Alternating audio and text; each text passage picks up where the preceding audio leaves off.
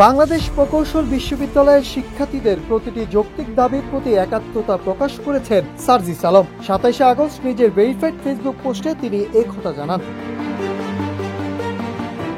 সার্জিস আলম লিখেছেন, যে কোনো যৌক্তিক দাবিতে এবং সব ধরনের কোটার বিরুদ্ধে আমাদের অবস্থান সবসময় জারি থাকবে। বুয়েট শিক্ষার্থীদের প্রতিটি যৌক্তিক দাবির সঙ্গে আমরা একাত্মতা প্রকাশ করছি এবং তাদের উপরে হামলায় যারা জড়িত তাদেরকে ধিক্কার জানাই।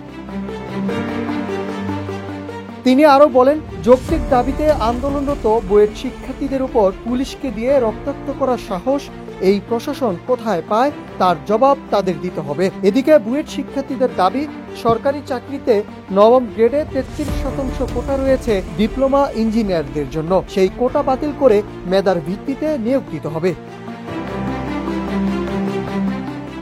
10ম গ্রেডে 100% কোটা রয়েছে ডিপ্লোমা ইঞ্জিনিয়ারদের জন্য, এটা বাতিল করে সবার জন্য উন্মুক্ত করতে হবে। বিএসসি ডিগ্রি ছাড়া ইঞ্জিনিয়ার পদবি ব্যবহার করা যাবে না, যদি এই পদবি ব্যবহার করে তাহলে আইনানুগ ব্যবস্থা নিতে হবে। এদিকে প্রকৌশল পেশায় বিএসসি ডিগ্রিধারীদের দাবির যাচাই ও সুপারিশ প্রণয়নের জন্য সরকার 8 সদস্যের একটি কমিটি গঠন করেছে। তবে আন্দোলনরত শিক্ষার্থীরা সেই কমিটি প্রত্যাখ্যান করে উল্টো 5 দফা দাবি উপস্থাপন করেছেন। Nahid Hasan, news desk, Ittefaq.